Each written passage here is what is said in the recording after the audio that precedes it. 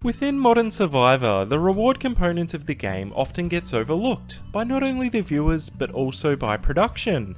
Rewards are frequently left out of the edit, and ones that are included are generally just a meal back at camp, with a clue to an advantage within one of the napkins, lacking a lot of creativity compared to what we used to see within earlier seasons of the show. Not only this, we miss out on a lot of character building moments within each season, with these types of situations taken out of the edit. Whilst the strategic elements of Survivor are essential, bonding moments and character development are huge components to the social elements of Survivor, and rewards are the perfect opportunity to showcase this. This is Analytical Strategy, and today, I just want to touch upon some Survivor rewards I would like to see back in the modern day Survivor era, as I feel like these moments can really translate to our screens for enhanced character development and assist in relaying not only how bonds and even alliances may be formed through these shared experiences, but also showcase the phenomenal places these contestants get to play this wonderful game within. If you are enjoying this content, reward me by clicking that subscribe button with new Survivor videos coming each and every week. So firstly, I would love Survivor to bring back more cultural rewards, but given the circumstances, ones that can still relate to Survivor just being filmed in Fiji. Obviously, Survivor has been all across the world, from Africa to China, Brazil, Australia, just to name a few amazing destinations, and at the time there were many rewards that related to the culture of these places, which helped not only the contestants but the audience gain an understanding of how other cultures live and operate, which I personally think is a very humbling and worthwhile experience. Now, for some time, Survivor has just been filmed in Fiji, but that shouldn't mean these cultural experiences should be lessened. I personally would love to see more of Fiji and to get more insight into their culture if I had the opportunity to do so. We often see contestants each season now looking in the same location for idols as people were in the previous season, due to it being filmed on the same beach. So when it comes to the camp life and having rewards back at camp, I do think these should be lessened, as they can be a little bit repetitive. I think there is a lot of room for improvement in exploring more of the Fijian islands, and rewards are a great way to showcase this. I'm sure there are a range of sanctuaries, heritage sites and natural landmarks the contestants could explore, and of course the local people and foods also make for fantastic rewards, again to gain more of an understanding of others' societies and core values. Now, one of my favourite cultural rewards is when they obtain a local villager, to show them how to live out in the wild, how to collect food and how to cook it properly, how to actually build a shelter correctly, and it really puts the survival aspect of the game in perspective, and how easy many of our lives are as viewers compared to a lot of other people in the world. This also correlates to when they attend different local villages and interact with the children and people that grew up in these wonderful destinations. If I was on Survivor having that experience in a local village and really getting the full experience of that country you were in, it would be at the top of my list of a reward standpoint. So yes, whilst we are just in one place in Fiji, which does limit how often this can occur, I still think it should be happening far more often than it does in current seasons. Now, another cultural experience I would also like to dive into specifically isn't technically even a reward, but an alternate way to open the game rather than just who can grab the most items off the boat before the marooning.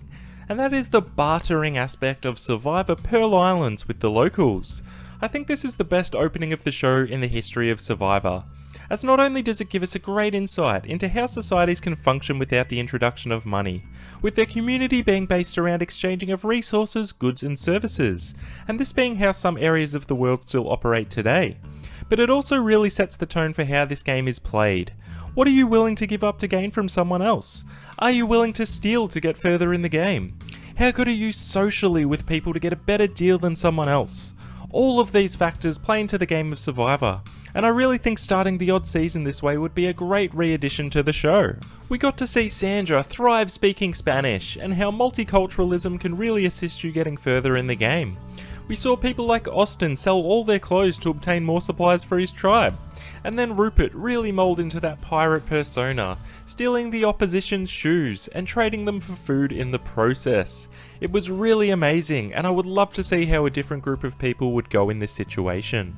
Another fantastic reward involving Rupert was in his second season of Survivor, Survivor All-Stars, and I'm honestly pretty surprised this reward hasn't really ever come up again since, as it is perfect for a really easy reward production wise, but also plays on strategic and social relationships within the game as well. So Rupert won this reward challenge, and there was basically a hierarchy of meals and he had to choose who ate what as part of winning the challenge. There was a huge steak and an unlimited bar tab at the top of the list, moving down to a burger, a hot dog or even a sandwich. And at the other end of a list, there was a bowl of white rice they have back at camp every single night. They all have to eat their meals around each other and basically didn't leave the bar until Rupert was done polishing off a beer or 10 beers in the process. It is not only awkward being the one eating the best or the worst meal, but then the constant, oh don't be sorry about it, you had to make a choice. That talk as well is just beautifully cringeworthy. It also has a lot of strategic components with who you will give what meal.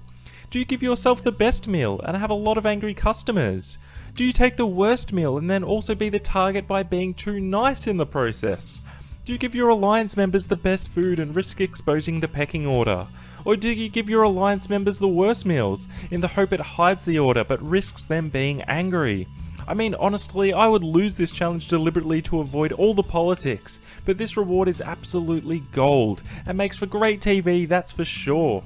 And again, I'm very surprised we haven't seen it return to our screens. So another reward, which I believe is only featured twice in Survivor, once in Survivor All-Stars and once in the Amazon, is where the reward was actually embedded within the challenge, and this is the pre-merge mix and match challenge. This challenge is pure gold for a pre-merge challenge, as it actually gives the contestants on opposing tribes the ability to interact with one another prior to any tribe swaps or mergers, potentially setting the foundations for a conversation starter when these situations do arise. The reward again is very affordable and easy to make for production, whilst giving them some potential great moments and cross-tribal relationships being formed. I think this challenge and reward is a no-brainer to bring back, and I would love to see it in action in modern Survivor. So the final reward I'm going to discuss that I would love to see back, I believe we've only seen once, going all the way back to season 1 of the show. And again, I think it would really appeal to the modern contestants within the game, and that is the Borneo Bar Reward, which Kelly Wigglesworth won and in the process got to see the first 5 minutes of her season, over a beer and a big bowl of pasta. Now, the host of the show in Jeff Probst was a part of this reward, and when looking back on that, it was a little weird, as Kelly was discussing the dynamics of the game with him. So I'll probably remove that portion of it and replace it with pick someone along to come with you. But in terms of the contents of the reward, I think it was absolutely fantastic. In modern Survivor, we get to see people who have lived and breathed this show for the past 20 years finally get their opportunity to play the game they love, be a part of the Survivor community, and of course, reminisce on the good, the bad and the ugly times after the game when they get to rewatch it back at home. Giving them a 5-minute sneak peek into the season, showing 1 or 2 player introductions, but more so just Jeff introducing them and outlining the marooning while still being present in the game, I think is great, and it would be a really enticing reward to win for all of these big super fans out there. So what do you all think of these particular rewards? What other rewards would you like to see come back to the show? Do you have any video ideas you would like me to create? Please let me know in the comments. Remember to hit like and subscribe for much more content coming each and every week. This is Analytical Strategy, and we are signing out once again. I'll see you on the next video. Bye for now.